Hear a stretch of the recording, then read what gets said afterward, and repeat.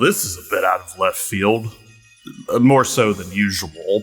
I think it might be because Gungrave does remind me of that bygone era of the late 90s to early 2000s, when all black get-ups were all the rage, heroes were brooding and contemplative, and everyone was rocking their own club mixtape filled with the likes of The Prodigy and whatever techno bop had hit the scene.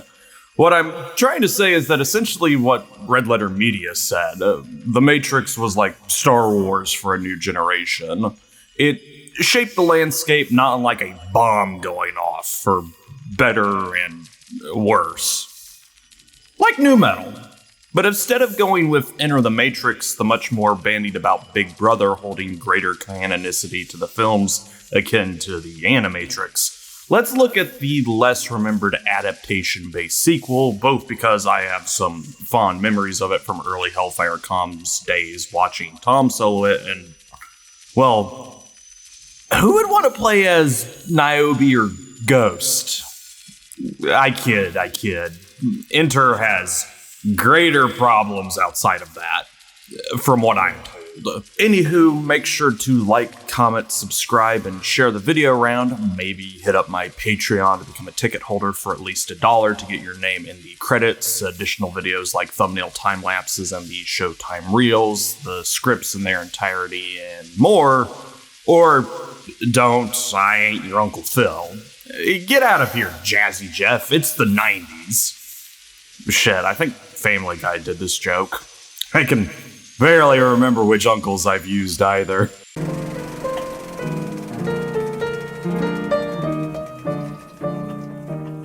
And now for some choice words from the past. From an unknown developer by the name of Backbone Entertainment. Funnily enough, I've already covered this story twice. Cast your minds back to Revenge of the Sith on PlayStation 2 and Lilo and Stitch on GBA. While I didn't read further ahead for Digital Eclipse come the completion of their 2002 year, the company was merged with Imagine Engine in 03 into Backbone Entertainment. And for some more choice words. That wasn't the bad fate I was mentioning, however. The collective would end up merging with Backbone Entertainment in 2006, forming Foundation 9 Entertainment, which would later be merged with Shiny Entertainment in 2008. I love how I always seem to set up tales for later with previous videos, as now we'll cover the last third of this trifecta that would go on to develop Silent Hill Homecoming as Double Helix. That being Shiny Entertainment. In fact, we have a bit of a shared experience between then and now as we start off back in that melting pot synonymous with the British video game scene, the home computer craze. Names like the Amstrad, the Amiga, and the ZX Spectrum. Where are my manners? Let's introduce a contestant for today to give us a starting point. David Perry. Born a native of Northern Ireland, his history with the industry reads a lot like a number of others I've covered on the channel. Did he have a childhood where he played games? Yes. Did he get into video game development from that? Yes. Specifically, his first go was when he was 15, his choice of platform the Sinclair ZX81. We have heard this before, when I covered Michael Bay's Transformers, Revenge of the Sith obviously, and others still like SpongeBob the Movie Game and the first Max Payne. A move to London and cutting his teeth in that scene, with the likes of conversions of TMNT, NES, and Terminator for Genesis to the Spectrum, saw Perry get hired by Virgin Interactive, and by 1991, he was transitioned to the American branch of the company, Virgin Games USA. He has an all-time career at this point, being the development lead behind Cool Spot and Aladdin for the Genesis. Two top-heavy games for 1993, both easily beating back the licensed allegations, but Perry was hungry for more, a path of his own. Receiving his green card in the year, Perry left VG USA and set up his own company, Shiny Entertainment. A mashup of the REM song and the idea that people in the film industry prefer working with entertainment rather than games, though as often noted a number of people thought the developer was a pornographic business venture. On top of that, being fresh on the feet led to its own troubles, as David tells Develop in a 2012 interview. We didn't really know what we were actually going to do. There was a long period of waiting and meetings and talking to people about their properties.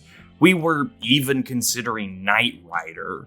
It was at the time we were considering what it was Shiny should make. We knew whatever we chose we could make something of, but we needed that inspiration. Where it came from wasn't unlikely, as it had raked in buku bucks for toy manufacturer Playmates. Teenage Mutant Ninja Turtles. Funny how time can be cylindrical. Playmates were the one to give David the money to get Shiny off the ground, by the by. It tracks, however, in this window. Sonic the Hedgehog came out in 1991 as a competitor to Mario, kicking off the first mascot boom. Everyone was rushing to get a piece of the pie, and like before, I can point to a number of older videos on the channel that detail the bit wars, the mascot booms, and the rise and fall of Sega. We aren't worrying about that, though, this time around. To give the background on Playmates' game plan, here's Hardcore Gaming 101. The toy manufacturer Playmates, who back in the late 80s and early 90s was rolling in dough thanks to the success of the Teenage Mutant Ninja Turtles figures. Seeing the success of the franchise, they decided to start their own, but rather than creating a toy line and cartoon simultaneously, as most companies did, they took a different route. Upon seeing the success of Sega's Sonic the Hedgehog, they decided to produce their own video game, which would eventually lead into a blitz of licensed products. To keep the cycle of repetition going, the article does go on to mention that Rare and Trade West did the same thing with little results. Battletoads' cult status was earned due to its crushing difficulty, a ripple born from the arcade mindset strengthened by the rental explosion that console games were originally developed under, while Bubsy was the poster child of the dearth of the mascot boom. So while David and Shiny could walk the walk, there needed to be a creative nucleus to cement the idea. Having just left DreamWorks and Blue Sky Software as an animator for Jurassic Park on the Sega Genesis, Doug TenNapel was picked up by Shiny, and through his vision was the project solidified. Earthworm Jim. While I won't get to the controversies of Doug as they lay outside the spectrum for today, though make no mistake, he has said and will probably continue to say some really stupid, bigoted, and targeted statements that he should be rightfully condemned for as being a hateful, ignorant person, he is the brainchild behind EJ. That's why he mentioned signing the rights away in a Kill Screen Daily interview. Dave Perry was a boss, but also a friend. We had some conflicts at the start, and that was because I had to assign the gym rights over to Shiny before they could make the game. I feel like I got screwed on that deal, especially given I was so young and I didn't know to go in with my own lawyer. Even today, that handshake with Perry cost me the ability to control my own character. But still, he and I got along well. He's also 6'8", so he's one of the few men I could see eye to eye with. It's a bit of a Universal and Spyro/Crash scenario. And like those second mascot boom characters, Earthworm Jim was proven to be a hit in the West. Its mix of challenging platforming with odd and zany humor affording it a sequel that Shiny handled, and a couple of other games we don't talk about. Like Earthworm Jim 3D, which I happened to play as a child. What if I said Devil May Cry 2 is the worst game I've played? Jim 3D is up there. Tangent over, as those weren't developed by Shiny. David had found himself in a bit of a rut post the Jim duology. The year was 95, and while Jim 2 was a success with a cartoon on the way to Saturday mornings, there loomed a dark cloud over the eastern horizon. The PlayStation 1. 3D was coming, and David was worried that Shiny wouldn't be able to convert over. So, with a heavy heart, he sold the team, himself included, to Interplay. While he was negotiating deals with Nintendo and Sega, David opted into Interplay because there wouldn't be as many limitations. An old GamePro issue delivers this. Perry agreed that the two companies would be a good match. Earthworm Jim 2 is our last 16-bit title. As we were starting to plan 32-bit games, I looked around to see whom we could work with, he told reporters. Interplay's philosophy is by gamers, for gamers, and that's exactly our philosophy at Shiny. We originally called ourselves Shiny because we wanted to turn out highly polished software, and the synergy with Interplay allows us to do just that. It was later mentioned that Interplay had no intentions of messing with Shiny's flow, letting them keep on indieing on, and what we got out of that was MDK and sacrifice. Two little-known YouTubers by the name of Civi11 and Mandalore Gaming have already covered them, so let's get to the point. 2002, or I should say 1999. What was big at the time? Oh, I don't know. The Matrix? While not the Wachowski sisters' first work, that would be 96's Bound, it is their most notable and impactful project. Unless you like Speed Racer more, as it is a perfect adaptation. I won't be going into the full production of the movies, as I still have a game I need to get to, and I cover games instead of movies, but just have you know that the sisters did plan for a game tie-in. And I do apologize from this point forward, as since I will be quoting a few old articles, it will dead name the Wachowskis. Circa the turn of the millennium, there had been a rumor going around that a Matrix game was in the works alongside two sequels to the original movie. The website What Is the Matrix might ring a few bells, and the sisters are known for their love of video games. On an unrelated note, one of them really loved Def Jr., so this video is full of connectivity. The Wachowskis did shop around for a developer, the most prominent one being Konami, who had a PlayStation 2 kit around this time. However, Shiny Entertainment was also a part of that discussion. In an interview with IGN, David had this to say about the talks. I can't say much, but I've spoken with them about making the game. I think it would make a great game. A really great game. With all the fighting, it's very video gamey. Not all movies make great video games, but this one would. Andy and Larry love playing games, and they know what they want to do. They really care, and they want total control over it. I was actually offered the chance to make a Matrix game about 2 years ago, but I was too busy with Messiah. I've spoken with them again since the movie came out, but now there are lots of people in the running. I'd love to make it, but deals in Hollywood take a long time to complete, and it'll be a long time before any of this gets settled. But this beguiles a whole story onto itself that would be best served as its own video.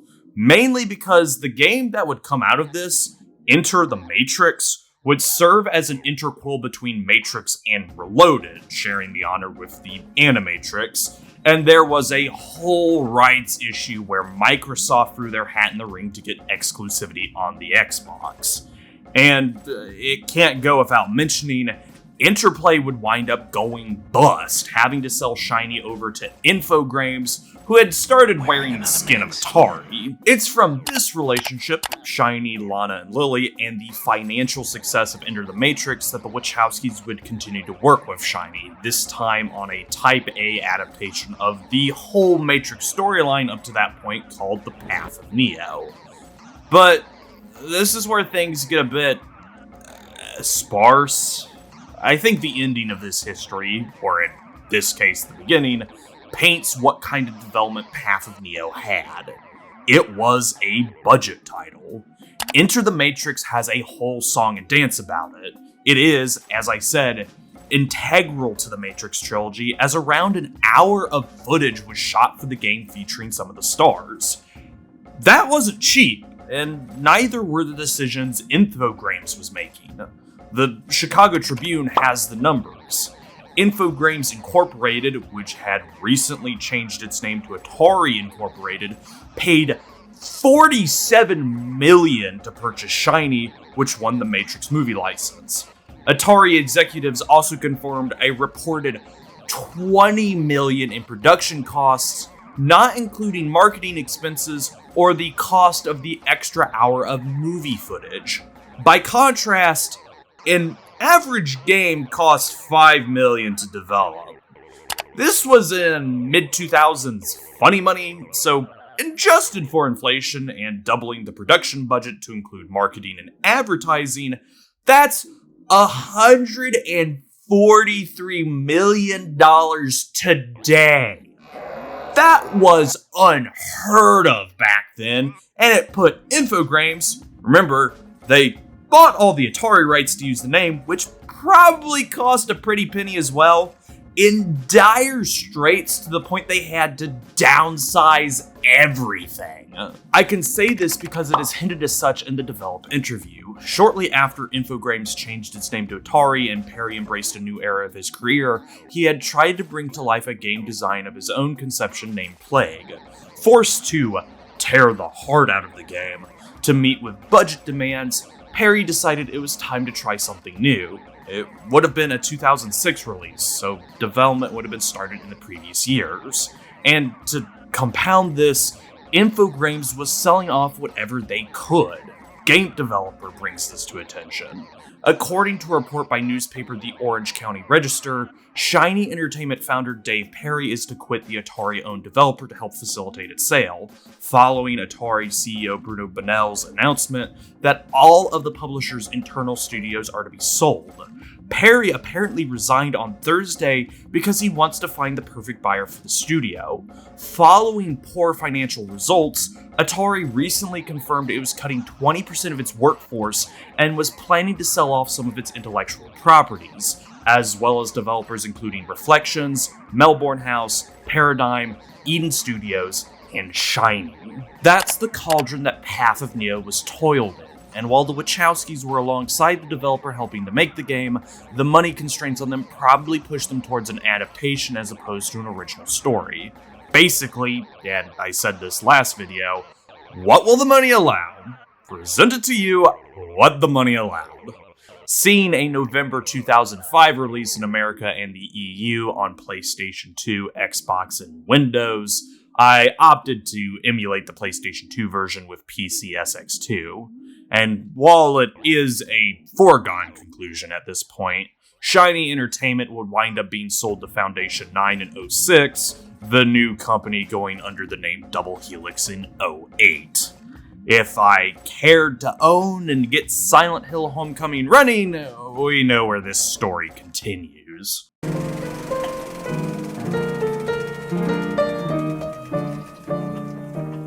I think it's fairly earnest to say that there isn't going to be a recap or analysis here.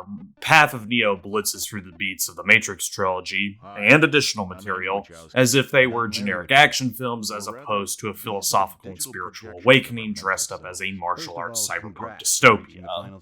You can see that with the layout. Path takes a ton of cues from the eponymous film and Reloaded, sequences like the dojo training with Morpheus, the subway showdown with Smith, the duel against Seraph, and the Merovingian manor fight, as opposed to Revolutions. And even the beats, all two of them, taken from the finale of the trilogy, have been reworked for the context of a video game. Famously, as anyone you meet who has played Path of Neo before will tell you, instead of going down the route of martyrdom to defeat Agent Smith and end the war, the Wachowskis instead opted for Neo to square off, Hulk versus Galactus style, against a monster Mega Smith. Their words, not mine. You probably could have followed what was laid out in the movie if this wasn't a 3D action brawler. Hell, Interplay's Fallout 1 proved 8 years earlier that talking down a final boss can be just as resounding as going mano a mano, but that's why I think the sisters spearheaded the change. I'm not taking this as a negative. I'll applaud that they read the room and went with a choice that would flow better with Shiny's design. Hence why Matrix and and Reloaded are front-loaded in Path of Neo. Revolutions, while serving its role and the purpose of the trilogy, leaving out Resurrections for this sake as it's a beast unto itself, isn't everyone's cup of tea, and it is a comparatively slower film in that it's overt with the symbolism and abstract pondering with less breakup between. Alana compounds that point humorously to explain why we have a kaiju battle to see us off towards credits. What is also neat is that Path of Neo does pay a little bit of lip service to the Animatrix when you have to rescue the Potentials. There are events that Neo partakes in during the time period between Matrix and Reloaded, like with the kid's story, so it is cool that we get a morsel of that even if it isn't that substantial to the grand scheme of things. At the heart of the matter, this is an adaptation of 3 movies and a shorts collection bunched together into an interactive format lasting about 8 hours or so. Things will be left on the cutting room floor. The Zion War in real world, due to time/budget constraints, or be wholly invented for the sake of having gameplay, like the multitude of tutorials. That comes with the turf of Type A adaptations, and thus an analysis isn't worth the effort except to point out what I've just said about the construction.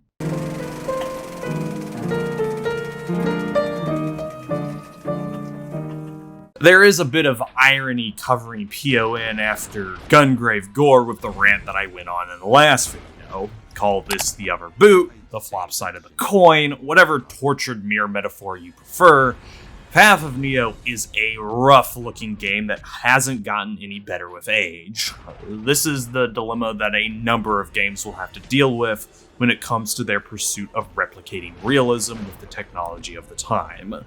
In the current era, we have a few mitigating factors that sort of prevent this. I don't want to tuck in with a blanket statement, but the baseline for engine capabilities is practically the same across the board, regardless if you're doing a military shooter, a survival horror game, or whatever the Horizon series is supposed to be. I.E. engines have been so homogenized that the era of the proprietary has sundown. But back then, it was obvious that tools, access to them, and budget held back a number of teams. I would argue that because of Konami's success and staying power in the industry at the time, that's the reason why the Silent Hill trilogy on PlayStation 2 looks as great as they do. Konami had the money to push the hardware as far as it could go, effectively being one of the many hands spearheading the rush to reality that we still feel the after effects of today. I don't want to say interchangeable, as that leaves out art direction in the rain, but there is a love of foregoing elements of design by using the real world in its place. Basically, and at this point in time, you have to really win me over when you use lifelike graphics, otherwise it all becomes a slurry. That's why I prop up Resi 7 and Village due to their art direction and inspirations. In the longest shortcut that this has become, you can clearly tell Shiny Entertainment wanted to nail down the likeness of the films by going for a... grounded isn't the word for it, but I'm tired of using phrases like realistic, elevated realism, etc. But due to a probable number of causes, some of which were assumedly listed in history, as I do tend to write tabs out of order, so hopefully the answer was said earlier, what we got was a dive into the uncanny valley.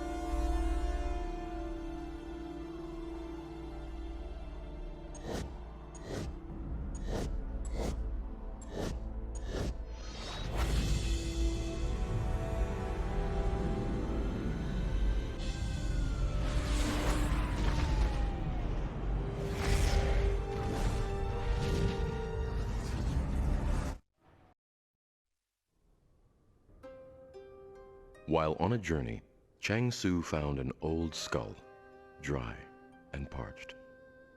With sorrow he questioned and lamented the end of all things. When he finished speaking, he dragged the skull over and, using it for a pillow, lay down to sleep. Chang Su! Police, open the door! Police, open this door now!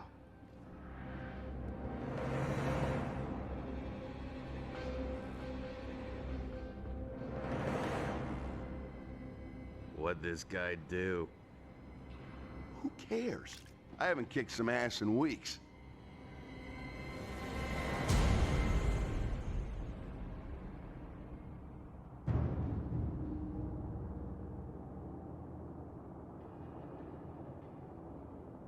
At a glance, the character models look fine, acting as a rough approximation of the cast, but upon closer inspection, they have this almost wax-like quality that comes to the forefront, as if the Path of Neo is a production from the House of Wax. It isn't as noticeable when all the action is happening, and I'll get to why in a moment or two, but whenever the game slows down to have a cutscene is when you are quite literally staring this problem in the face. And that's merely with the actor likenesses.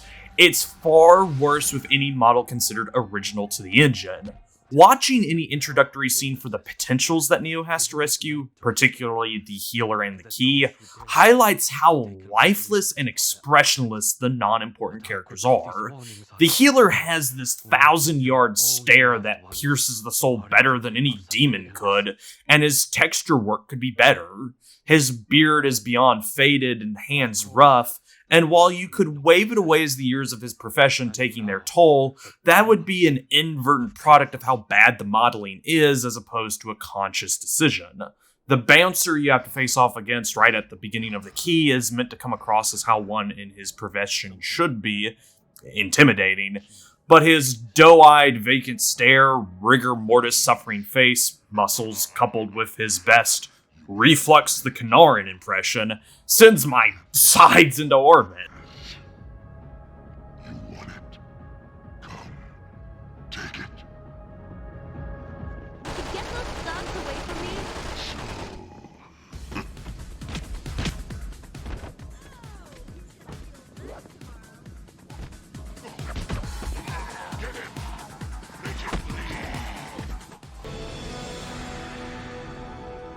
Ah, yes, Mr. Anderson. You see, officer, he's not a ghost or an inhuman monster. He's just another criminal. Time to choose, officer. Do your duty. Don't do this. You can't handle this. Then he has no purpose. None of this makes any sense. Damn you. I said put your hands up. Put your hands up and get on the ground now. He has failed to comply with your order. Shoot him. You're making a mistake. I said shoot him. Damn it. I'm sorry, Anderson. A place for every book in its place. A place for every book in its place.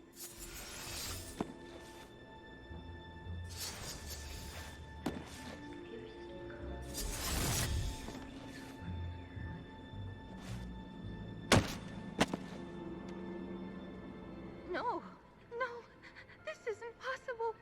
It's not possible. You're going to have to come with us. What? No, I have to stay. Something's wrong with the library. This book... We know. Please come with us. No, I don't think she wants to go with you. I wonder if the reason why a lot of characters wear sunglasses or some form of face covering is to circumvent this problem, with the costume design of the movies giving an adequate excuse for people to be wearing blue blockers or some type of shades. Demonstrating this point, when you duel against Seraph in Interface 3 in the movie theater, the patron is wearing sunglasses indoors in a darkened room. At least Neo and Seraph were teleported there instead of making the active choice to wear sunglasses to an event that doesn't need them. A saving grace for Path of Neo is that it is obvious that all the action of the game was mocap, from all the moves you and enemy mobs can pull off during combat to even the cutscenes, so while it looks like a bag of spuds, there is attention to detail to how characters move and interact. Since we are in his shoes for the entirety of the title, you can see the evolution of how Neo carries himself in hand-to-hand as you advance further and further in. As Tom Anderson, Neo is about as graceful as a programmer 2 days removed from sleep and weaning off caffeine or speed. Running from the cops has expected results. He bumbles in an awkward duck walk to stuff around, takes things slow, whether on ledges or making jumps, and has the lightest offense imaginable. It's not really a shove now, is it? Even when caught in a lockup, Tom Anderson flails around to escape any cross-faced chicken wing security guards or low-rent cops put him into. Against agents, it's a blowout. For all intents and purposes, Tom Anderson is pathetic. Neo, meanwhile, demonstrates the basics of kung fu and gunplay. There is finesse in how he carries himself, pulling off strike barrages, gun dives, and fanciful footwork, but there's a degree of groundedness to it, like watching the great masters Jackie Chan, Chow Yun-fat, or Jet Li strut their stuff. As the phrase goes, only human. But once Neo believes himself to be the one, that's when you get the real insane shit, like incorporating flying into grabs, the ridiculous multi-man moves, and just some of the best animation work I've seen for a licensed budget title. It is a safe assumption to make that 75% of the budget went into nailing down these animations right pat due to how many there are, their variations, and if they succeed or fail. For what I will call the Superman grabs, you have about 3 versions. One where Neo simply flies up with his target, another one where he flies up to slam his opponent back down into the ground, and the last one where he does a Hurricane Rana to toss an enemy aside while they're still in the air. Since there isn't a full list for me to break down and say how many moves there are that Neo can perform, and this isn't even counting the differences between Neo and Neo the One, as there are attack animations unique to them even if they take up the same button slots, I can't tell you how many different animations our guy has, but it feels like a lot. Spared no expense. It is the definitive highlight of Path of Neo's presentation, next to how destructible everything is.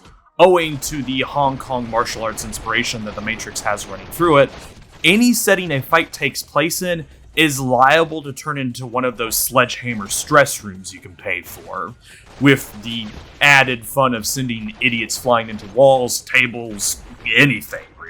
It is a shame, then, that the visual style of the Matrix isn't properly employed for PON. Like, the look of Mega City is exact, down to its anachronistic tendencies, but it lacks the punch-ups the movie trilogy employed. As in, if you didn't know that this was a Matrix game, you could mistake it for a generic action title. Mega City doesn't look like this seedy metropolis of bondage clubs contrasting against the smoothed-over hierarchy of the machines and their love of projecting corporate America.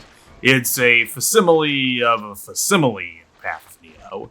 The only places I remember are the tutorial grounds taking place in feudal Japan, though the Animatrix has this beat, if I may give an unfair comparison, the Merovingians' interdimensional ant farm, and the architect's hallways. Every place else is a rundown back alley, factory, or underground tunnel. The UI elements are this side of boring and half-assed when they aren't accidentally goofy like with the upgraded agents' health portraits, and there is a distinct lack of pizzazz or flair to the more fantastical events. To pull an example, there's a recreation of the fight between Neo and Smith outside the Matrix, the one where Neo loses his vision but can still see the burning red coat of Smith. That is replicated in Path of Neo with an in-game cutscene, but it looks decidedly worse in all feasible aspects. Instead of Smith radiating as this burning being like he's made of fire, they opt to set him on fire and overlay his model with the color red. It begs the question why they didn't just use the clip for the sequence, as they use that moment in a cutscene later.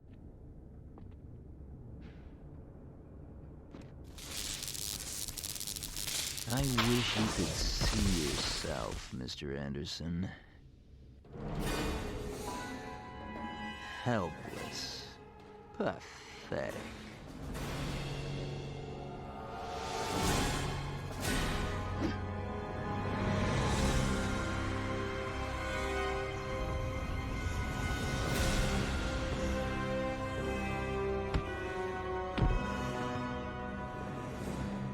You can't stop me.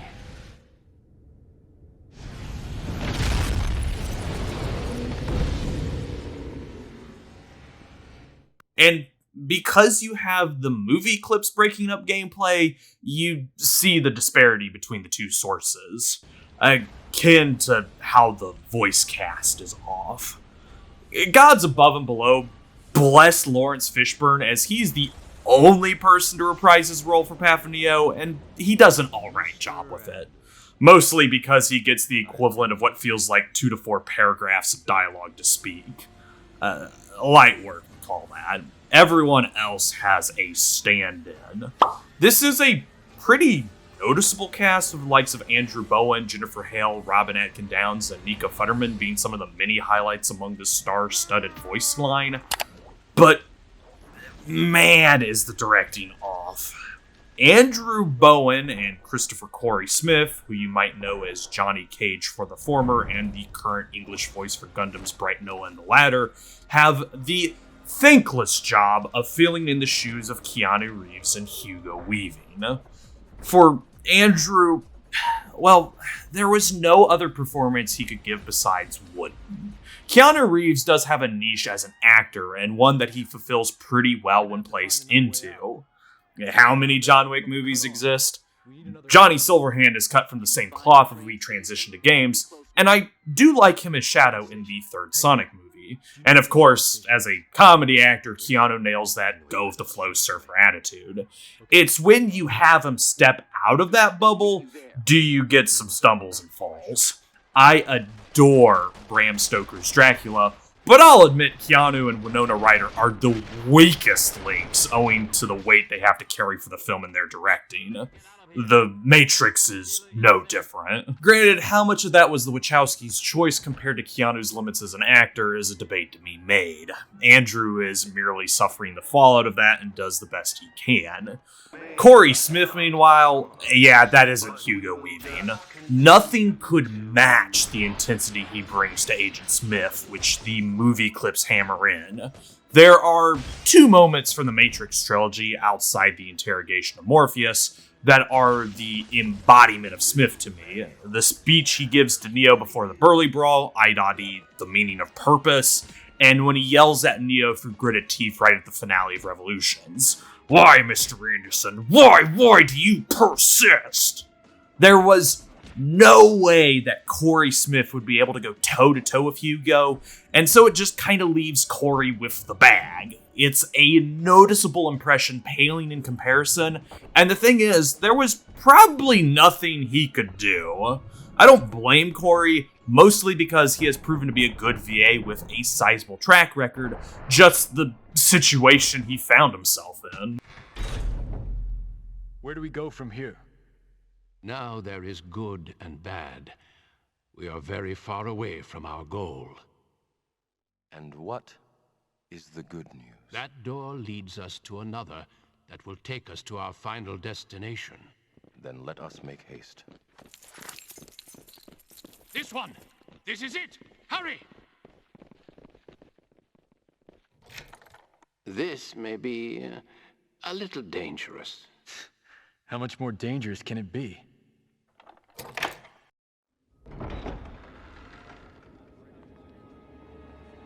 There's your answer.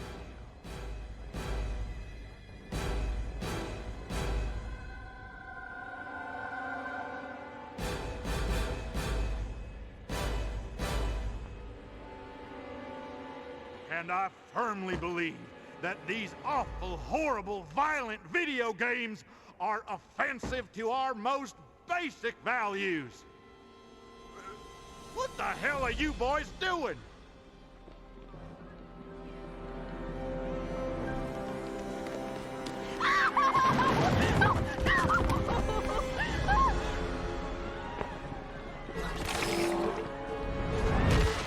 time for this.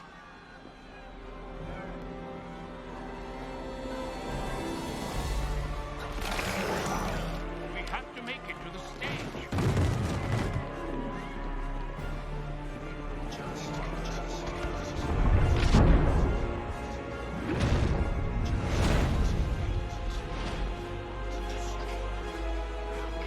Mr. Anderson, there's nowhere to escape us now.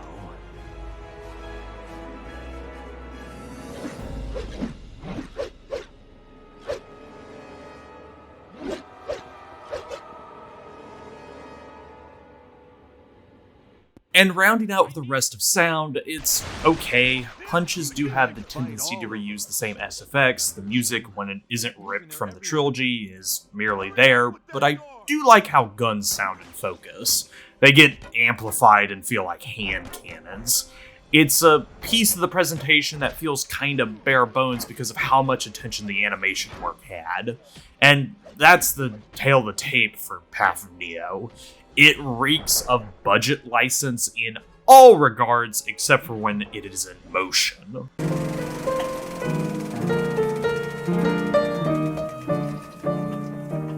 The Matrix Path of Neo is a character action game with some third-person shooter elements, landing closer on the side of Orchestra with your God of Wars and No More Heroes, rather than being somewhere in the middle of DMC and Jazz, or on the opposite end with Bayonetta and Acid Jazz. That is to say, Path of Neo is generally simplistic combat-wise, but makes up for it by being flashy and over the top. Before I even get started with that, though, Path of Neo throws you two curveballs right when you boot up the game. Pill choice and difficulty challenge. Straight up, you can game over yourself from the beginning if you pick blue over red when Morpheus presents the options, your reward having to sit through the opening cinematics to get back to the pills. Novel and a funny little what if, but the bit that comes after is legitimately cool. Instead of picking what difficulty to play on, you are thrust into a gauntlet of tiered enemies to defeat to prove that you can handle hard. As they all get introduced from this point, I'll actually go over the roster of threats Neo has to deal with first, as they all share the same tactics. That being shoot if afar, strike if close. How they implement those two game plans and how effective they are at them is what mostly changes. Bottom of the rung, you have security guards and beat cops. Technically different, at least according to Path of Neo's programming, these two jabronis are barely worth covering as they offer up minimum resistance. With poor striking power and access to weak handguns and maybe the shotgun or submachine gun if lucky, their low health makes them great practice dummies. As palette swaps, a good portion of non-cop-aligned enemies are classified as this type, like the gunmen, martial artists, or samurai in the guns and weapons tutorials respectively. Stepping up from these nobodies, the SWAT officers are what I would deem the most common of mob. Outside of the assault rifle and grenade launcher, they can use any gun and are a bit more trained in fisticuffs. As such, they can reliably command grab Neo for a bit of damage, a skill that the rest of the enemies share. Up from them is the Riot Squad. The upper end of the basic lineup, Riot Cops have the full arsenal available to them, including assault rifles, grenade launchers, standalone grenades, and their unique shotgun, shield units which can't be gunned down except with explosives, and you better not grab them lest you want a Spartan handshake, better statistics across the board, as well as a sense for tactics, owing to the commandos that appear from time to time. Why I'm not covering them despite their inclusion with the Riot Squad is because they're closer in implementation, damage values, AI aggression, etc., to the next class of enemy, agents. Until the point in the path where Neo becomes the one, you cannot fight them. Seriously, you do no damage and they'll mollywop Neo into a blue screen. Even after Ascension, agents still put in work with their advanced hand-to-hand skills, high accuracy and damage with their deagles, inability to be shot at outside of explosives, and their unique traits: regeneration and revival. All agents are capable of reviving to continually harass you if there are still cops nearby, just like in the movies. Clear the fodder to disable the revive. From the reloaded sections of Path of Neo onward, the agents will have the ability to regenerate their health. This doesn't factor in as much as you think it does, simply because the time to kill in PON can be quick as a blink. That does mean there is a subdivision between the agents. Jones and Brown are Gen 1, so no regen. Jackson, Johnson, and Thompson are Gen 2 with regen. You never fight the two groupings together, with the latter trio replacing the former duo. Smith is left out of this, straddling the line between agent and boss, though his clones are functionally agent tier despite lacking the R&R. Also stapled to this category are the werewolves and giant ants, rogue programs. Ruins my terminology, but using the term program here might make things messy. Werewolves can walk on ceilings and have a tackle grab that is aggravating to get hit by since it has the range of Marth. While the ants need to be finished off by a source of fire, either by bow staffing their ass back to the hill of the torches, or by awkwardly positioning them near the braziers so you can launch them in. In the context of this tutorial, you'll only fight a Gen 1 agent before concluding with two final enemies, both of the same type. Boss. As their title suggests, these guys have a visible health bar, are threat level maximum, and may come with a gimmick or two. You wind up fighting a Seraph wannabe first during the challenge who rocks twin submachine guns on top of his masterful martial arts, though when you face the real Seraph later, he tackles you in a 3-phase fight, the middle portion being... Well, I mashed buttons and won in the end, so I couldn't tell you what it was besides a homage. The other two are simple head-to-heads. Continuing with the gimmicks, the Swordsman program splits apart. Agent Smith, before becoming the One, has you take advantage of the trains and the subway to shake them off. The Witch is a battle of force pushing.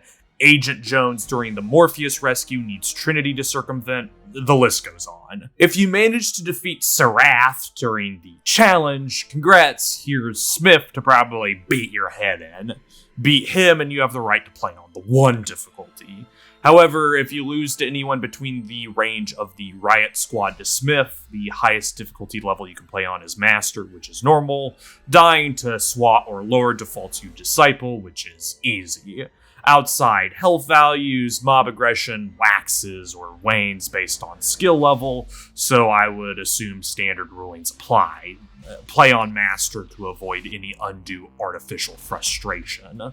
That said, Master provided a fair challenge outside a few problem moments that cropped up, either due to legitimate challenge or Path of Neo's somewhat spaghetti code causing issues.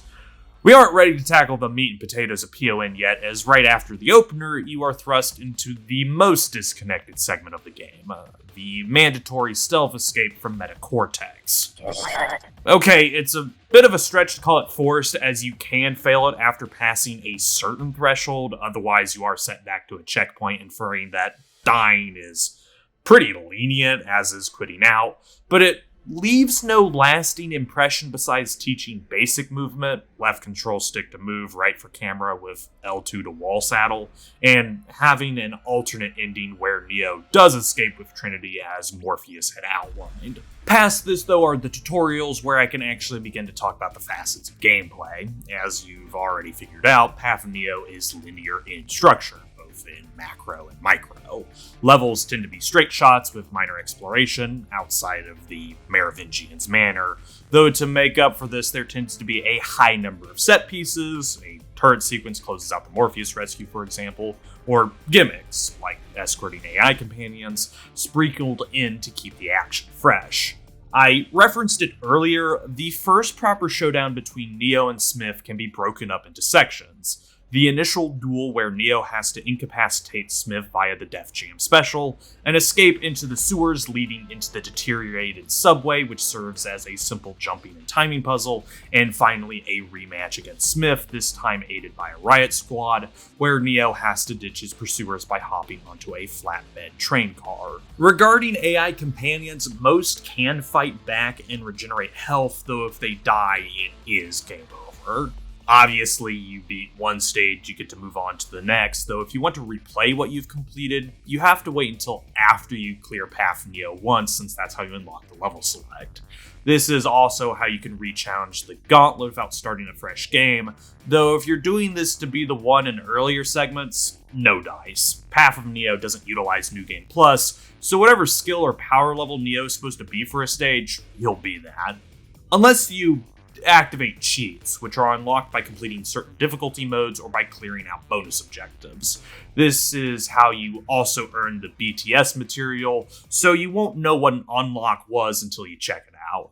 On the topic of bonus objectives, you can see what they are in the pause menu, though sometimes it is quite obvious what Path of Neo wants you to do.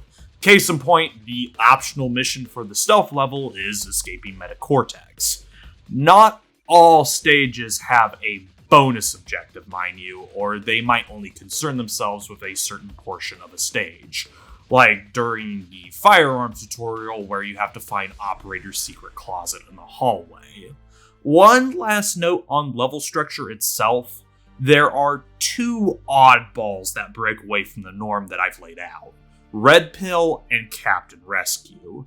Those are the names of those stages, but they are broken down into separate subsections that all need to be done, but you can pick and choose which ones to go after first. So you can choose Librarian and then do Healer later if you want, if you find one to be harder or easier than the other.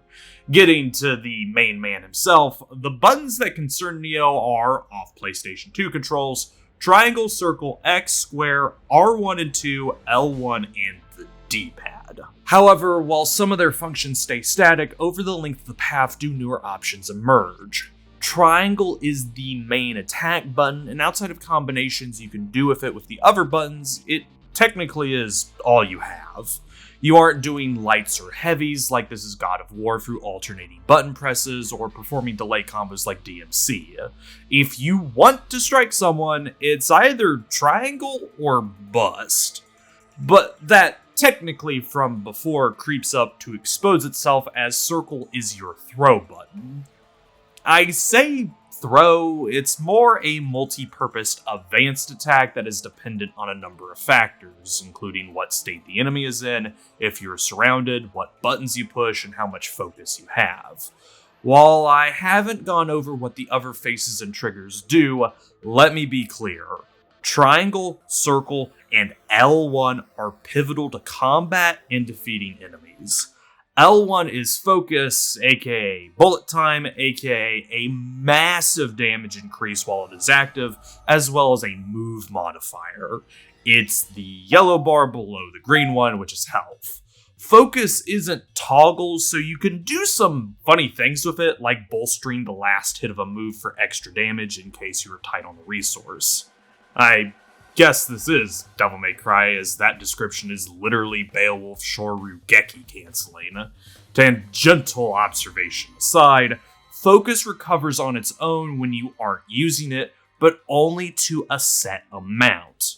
You need a pickup to recharge the rest. Health does the same thing, as the more you take damage, the less maximum health you'll be able to regenerate, though like with focus, a healing salve brings it back to normal. When you fight someone in good old hand-to-hand, you'll need to open them up with some triangle before you can hit them with circle. Mostly because there is a guard system in place for both strikes and grabs, but, well, triangles also guard on your side, but it's... I don't know how to describe these interactions sometimes. I can't tell if the reason why I'm guarding is because I'm pounding on triangle while the enemy is attacking me, or if it's just a happenstance thing. That's not even getting into the degree of how well an enemy can shut down your offense, as that is tied to type. The higher you go on the ladder, the more likely basic strings will be stuffed, and you'll have to audible into throws, though be prepared to see this animation quite a lot. Oh, and like I said, some of the typings have a throw or throws that can be a tad hard to see coming, and your only option for those are to either jump away or by dodging with square. This leads into the stun system, that green fog that pops up from time to time around Neo or the opponent's head, which might as well be called the timeout corner, as you can't do diddly dick until you recover, which either involves smashing square or by entering focus. There's not a clear tell when someone is able to be punted off this virtual coil unless they're taking damage from your standard combo. Once an enemy gets opened up with circle, that's when you can start laying down the pain with the advanced attacks. These are your strong singular strikes, your actual throws, and your specialty moves. It's safe to call circle the cool shit button, as even if you don't know how to get some of these attacks out, a number of them cost focus, are locked behind story progress, are situational either from environment or amount of dudes wanting to kill you, and care about what order you push L1, triangle, circle, and sometimes X and the control stick in, you can play Path of Neo like a Neanderthal and get results. It's when you want to perform certain moves that you'll encounter problems, personally speaking. Don't ask how you get the bow staff flurry or baseball swing. It was never consistent, and I spent a good while of the game perplexed by the flowchart, as you have some moves based on if you strike first before going into circle, circle by itself, circle followed by triangle, and the focus variants of them. And with no list to refresh yourself with, and some of the bonus objective unlockables being unique finishers, like a Shoryuken, your guess is as good as mine as to what goes into what. Best I can tell you is that focus circle into triangle is the startup for Neo's homage to the 8-page Muda that ends with a throw, and is absolutely his strongest move. That is, when you have access to it. I'll get to weapons soon, but you actually play as 3 different versions of Neo throughout the path. Tom Anderson and his infinitely hilarious push, Neo before the Ascension, who you play as for half the game, and Neo the One for the other half of PON. While fundamentally there isn't anything that changes between Neo and the One, buttons still do the same things, he gets flashier all around. What would have been a simple group attack with regular Neo becomes clobbering one guy with 2 other dudes acting as the clubs. The only other things that change between them are the powers, bullets stop and flying, but anything considered mandatory by Path of Neo, including the above alongside increases to health, focus, and your combo string, you begin at 3 hits, end with 6, will be given to you at specific intervals. Like, there is an actual upgrade tree, you go to it in between levels, but you'll unlock everything before game's end besides the Atman principles, which are power-ups, as you always receive a skill point after finishing the stage. The unlocks themselves are strengthened versions of what you learn on the path, not wholly new moves, and while some are a godsend, the aerial grab extensions as seen by my pack watch of Final Smith, a few are a bit excessive. Killing blows take too long, thus get interrupted quite easily, so never spend your point on them unless they are the only thing offered. Correction. Standing killing blows. Aerial killing blows come out faster and are good to tech into, either as a follow-up on an advanced attack that knocks a mob away, or as a raw jump-in to secure damage. Now to weapons. Split into 2 categories, you have melee armaments and guns of various makes and models. Swords, axes, staves, handguns, shotguns, automatics, milk and eggs. They share the same inventory, what feels like a measly 3 spots, but you can replenish durability or ammo by picking up the same type. The D-pad handles weapon selection, equipping, and discarding, but unless you need a specific item to clear an obstacle, aka the ants needing the torches or gates needing explosives, I didn't juggle around my inventory for better weapons and used what I came across. While melee weapons are automatically equipped, you have to hold down R2 to ready a gun before firing it with R1. And why I wasn't clamoring for certain firearms despite there being a hierarchy is because focus turns every gun into a cannon. No joke, there's a reason why agents dodge when shot at, or why most bosses don't give you a gun before going into them. The hammer-nail analogy is apt here. Last left to cover is the flying battles that take place in between the phases of the final Smith fight and the Monster Mega Smith finale. Dodge, then repost for the latter, corner bully the former. It's not worth discussing further because it's simplistic in form and function since it comes right at the end, a button to dodge, a button to attack, and a button for killing blows, and it feels a bit like a kid mashing their action figures together. Or Punch-Out for Megasmith.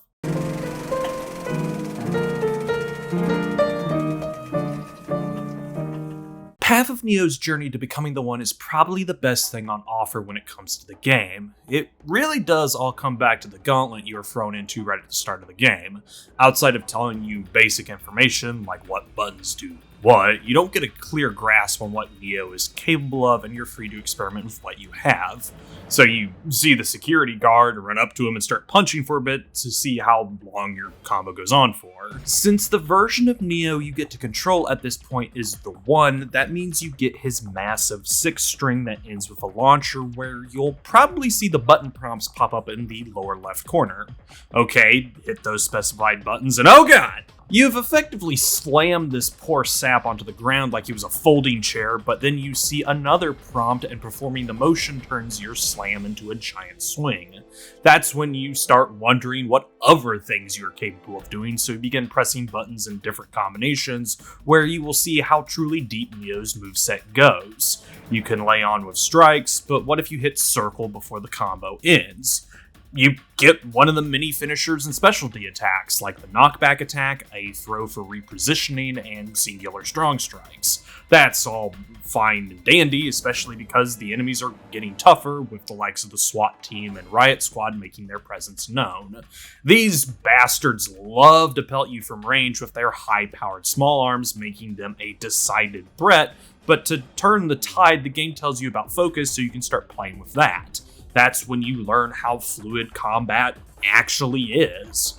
Going into focus during a gunfight gives you both a damage and evasive advantage. Your guns hitting like absolute trucks to either keep threats down or thin the herd, while Neo's dodges gain more iframes so that you can close the distance. And once you get on top of whoever earned your ire, let's call him Lieutenant Jackson since he's in our way, you can immediately throw hands by letting go of the aiming button. The transition from ranged to melee back to ranged or vice versa is so quick and done extremely well, especially at this point of time in the industry.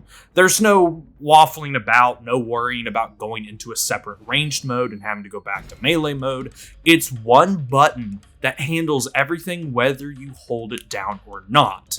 And for a third-person shooter that came to be around the same time as Resident Evil 4, which revolutionized the whole genre to today, it's handled well.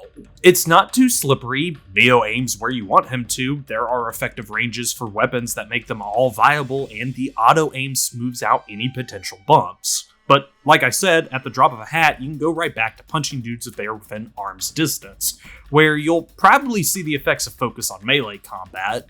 Increased damage, like with guns, but now moves have varying properties and draw from their own distinct skill table, like the disarm attack gaining a finisher.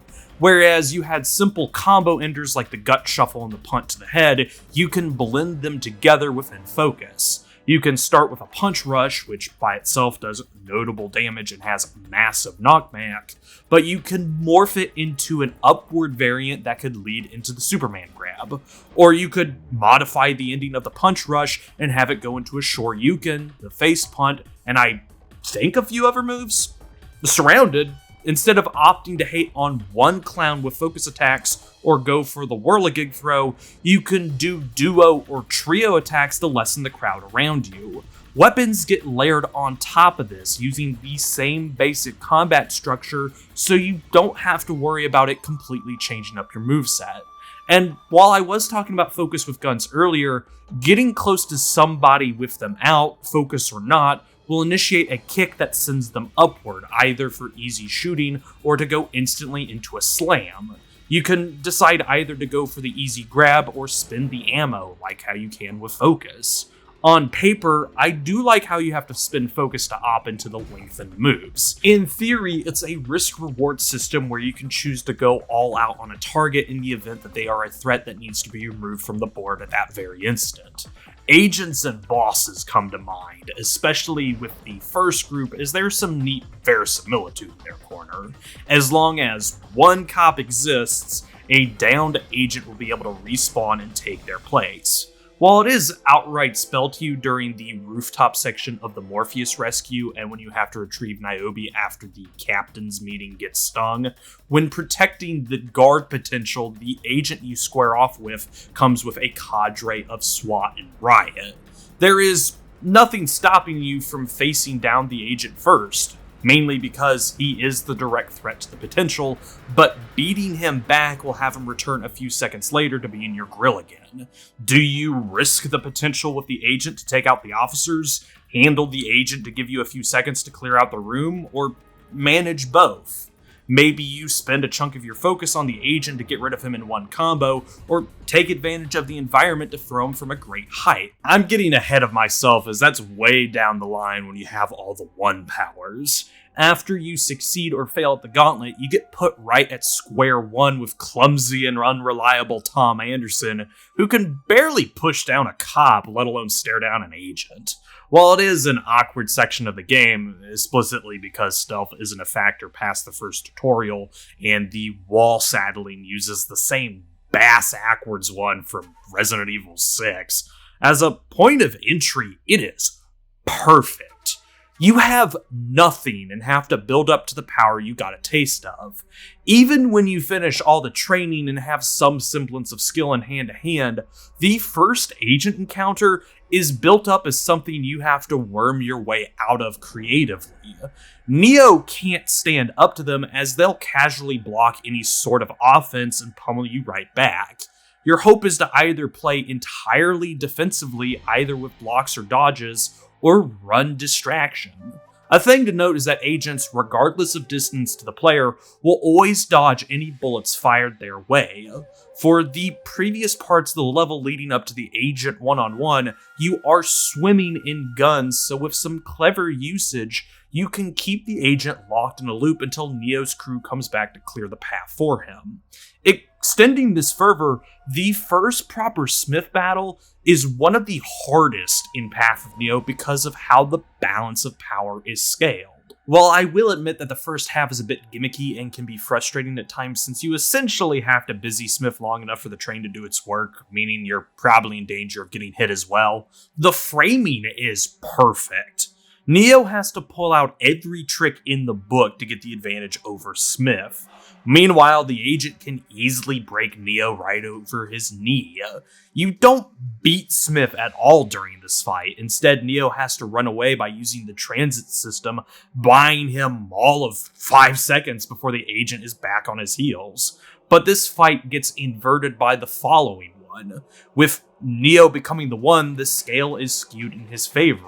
Where a singular agent gave him a whole heap of trouble, needing either Trinity to deal the killing blow, or the only option being to flee, Neo has no problems bagging away 3 as if they were training dummies. You go from a literal nobody to someone who can put up a decent fight, to a god in hand-to-hand, and it feels as such. It has everything to do with the framing of levels, how Neo animates, and what PON throws at you. It also helps that, fundamentally, the game is easy to pick up and play, since you're only concerning yourself with a few buttons, and the timing on a number of the advanced attacks is generous.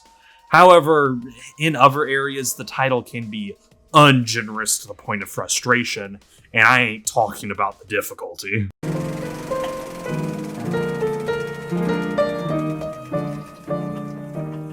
When all is going according to Path of Neo's design, it is a fun romp, but far too often do you get landlocked into happy slaps where actually trying to damage an enemy becomes this Herculean task of managing the hit detection as well as the stun system. There's no better way to describe it other than enemies can pick and choose when you hurt them or not, either blocking your moves with a complete proficiency or dodging around you, leaving Neo in stun, allowing them to follow up, usually with a grab. Or Neo's melee lock-on will be aiming at an entirely different zip code, leaving you attacking the air.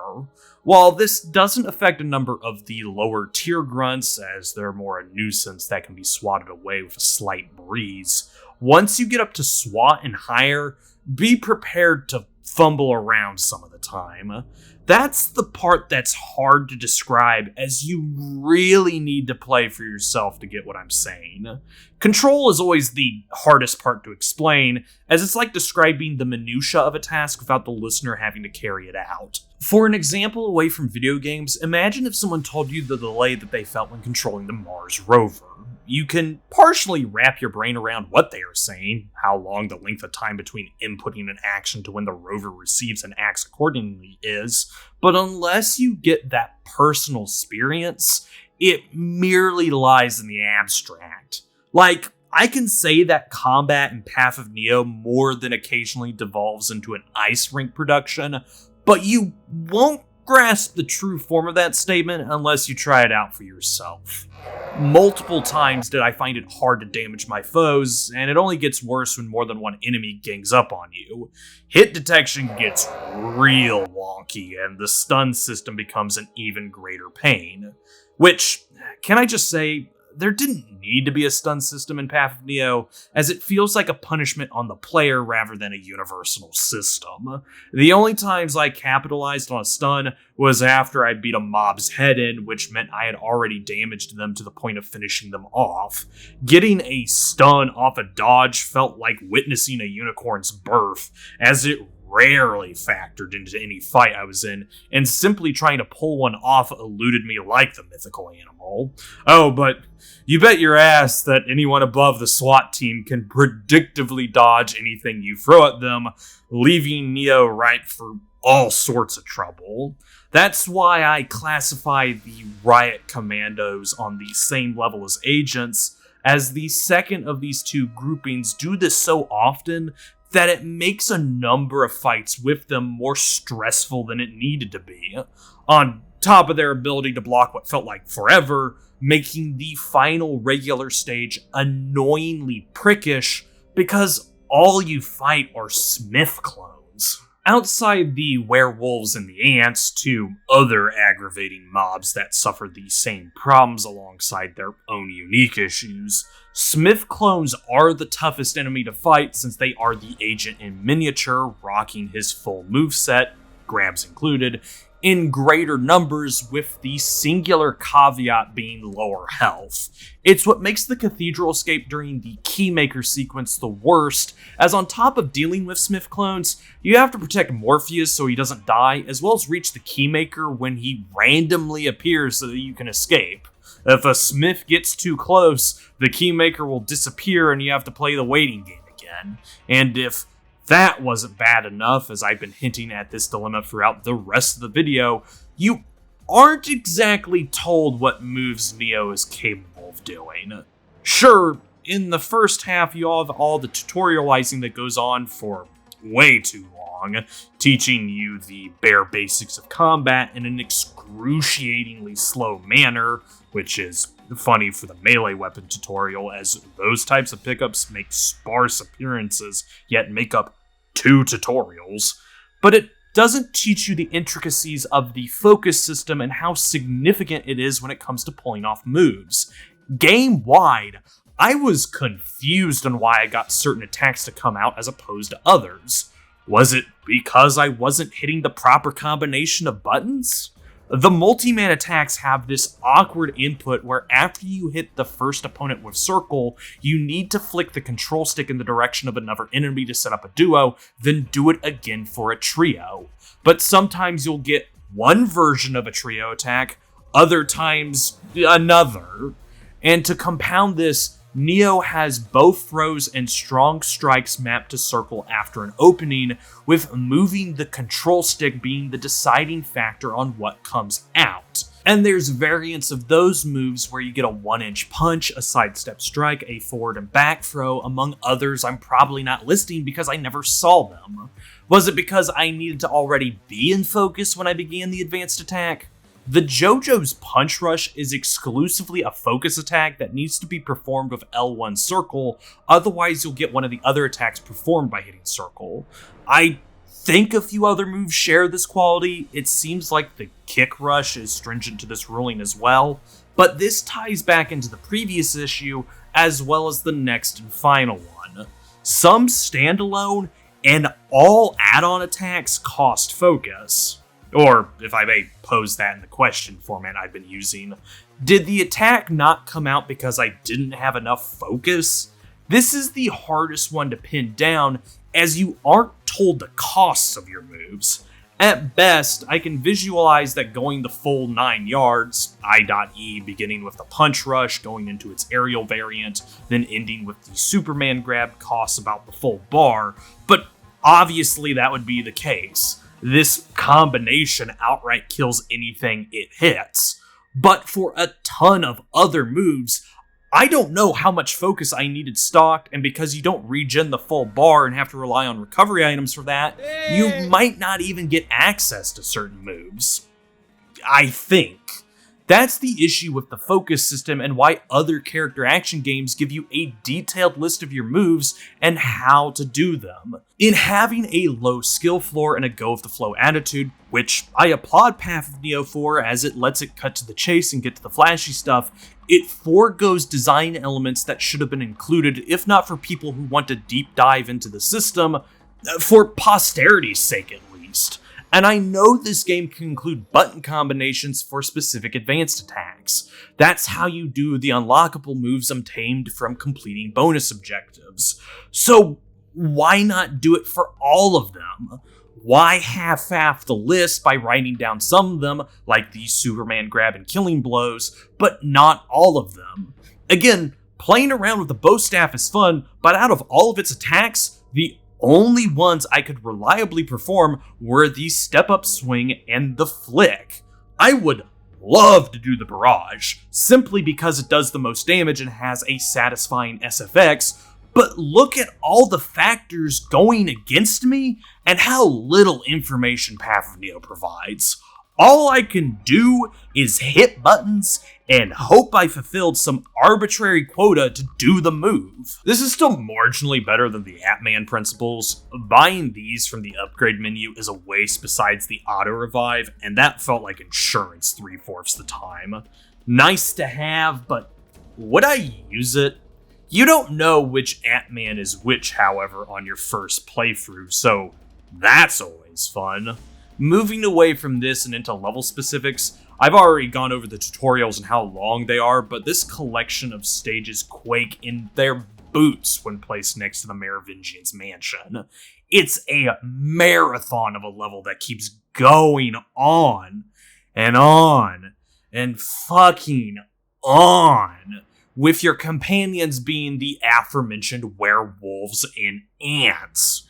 Dogs first. What makes them annoying, besides the usual affair, is that the werewolves seem outright immune to certain advanced attacks and will shove you away from them, they coming packed with the strongest guns in the game, usually akimbo if they can be, and the sheer density that you fight them in can put them above the Smith clones in difficulty.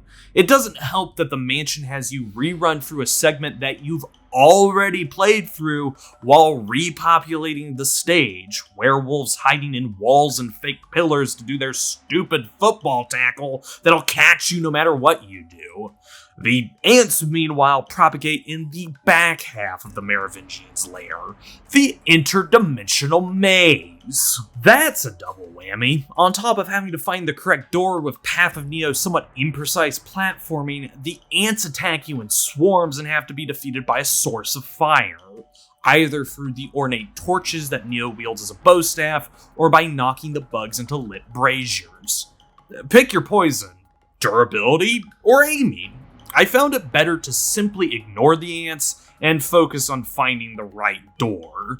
You aren't locked in to deal with them, so why should I if I find them annoying to kill and don't get anything out of it? Could be worse. The boss fight that ends the Merovingian section is this poorly thought out telekinetic duel with a witch, where you have to rely on the inconsistent bullet stop power while also making sure the AI ally you have doesn't die. Oh, and it's a two-phase fight where after playing Chronicle for a bit, you can start laying into her, but only after the exiled program does her Banshee Scream to remove the witch's shield. Otherwise, it's an instant stun for you. How often does the exile do her wail? Enough for it to make me wish that I didn't have to suffer through the dumb gimmick. As in, not when I need it to happen. Smith's first proper fight has a bothersome mechanic as well, trying to get him run over by the train, as unless you either stun him, knock him so far up the tunnel, or keep him busy, the agent will use common sense and step out of the train's path. And the less I say about rescuing Roland, the better. Okay, so his bit in the captain's mission uses a crane to both transport him from parts of the factory as well as deal with enemies, but it feels like the level has to ordain you to use it. When the grenade launcher boss shows up, it's easy to solve the equation in your head. He's behind reinforced glass that can't be shot through, use the crane to get to him. So you jump to the crane and nothing. All the while other riot squad cops are pouring out from doors, Roland's yelling at you to help him, and the Grenadier is taking pot shots. What are you doing wrong? You have to go to the ground floor of the factory so you can witness a cutscene between Neo and Operator where he tells the one that he's hacked the crane. Why? It kills the already inconsistent flow of the level and is beyond contrived. And then after you do that, you still have to clear out the rest of the cops, otherwise Roland won't hop up on the crane to exit the stage. That makes sense in the grand scheme, but why is the activation trigger to send the crane in to kill the boss nowhere near it? Perplexing is the word.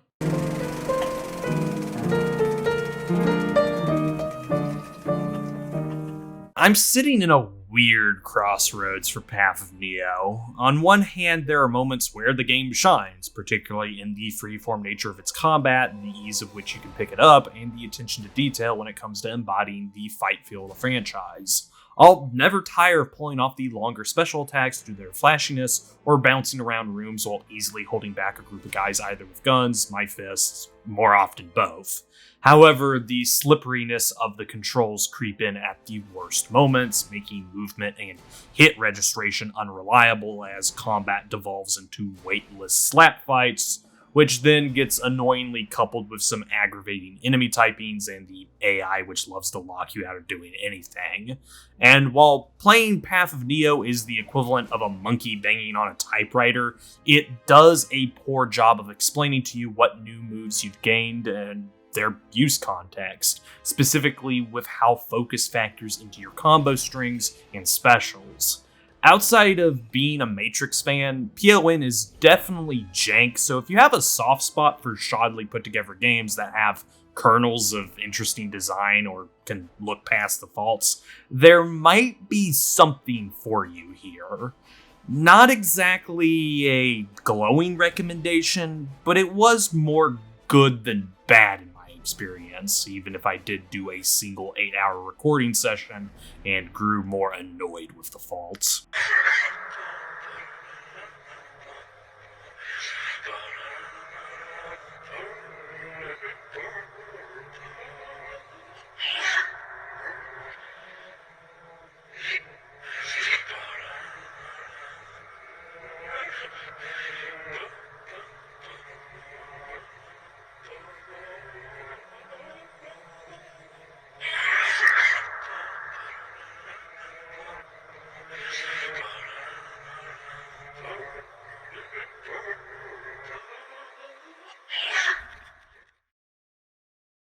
Will I ever cover Enter the Matrix sometime in the future?